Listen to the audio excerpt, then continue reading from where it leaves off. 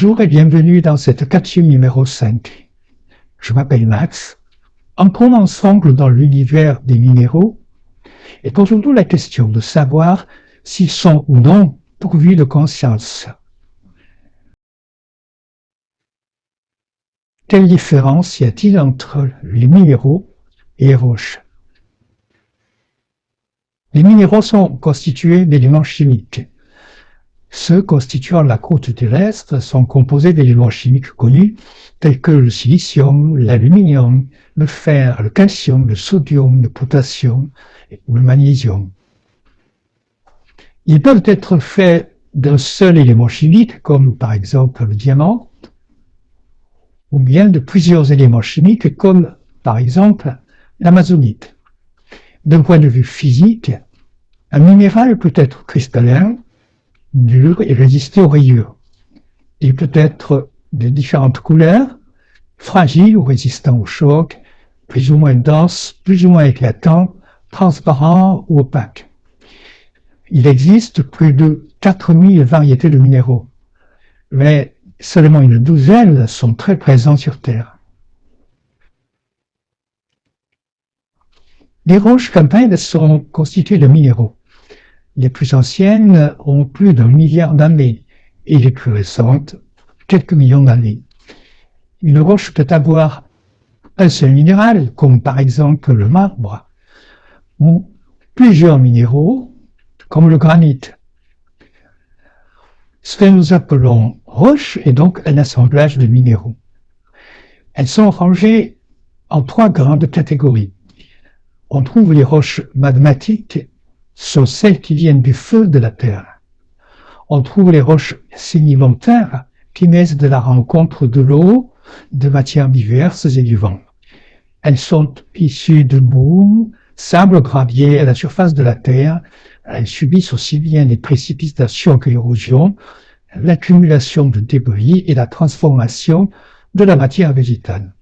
Et il y a également les roches métamorphiques qui prennent une autre forme sous l'effet des températures et de la pression. En tant que groupement d'atomes définis par une formule chimique, minéraux et roches restent l'une des expressions de la vie et de l'univers, car la vie c'est aussi bien le règne du vivant que de l'inerte, de l'organique que de l'inorganique. Entendons ici le mot vie comme la propriété des êtres organisés, capables d'évolution et soumis à la mort. On sait que dans environ 7 à 8 milliards d'années, la Terre sera absorbée par le Soleil, ce qui implique aussi la disparition des minéraux et roches telles qu'elles existent.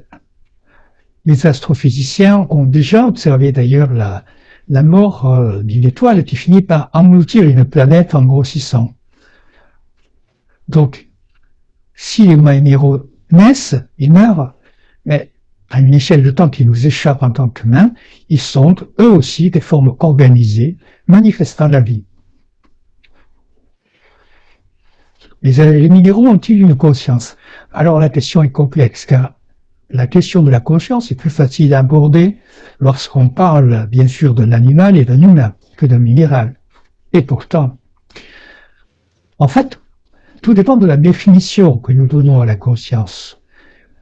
Si l'on considère que la conscience est la capacité d'une forme de vie à accéder à une information mémorisée, alors il n'y a pas de raison d'exclure les minéraux du concept de conscience, car eux aussi sont les véhicules, les supports d'une information mémorisée.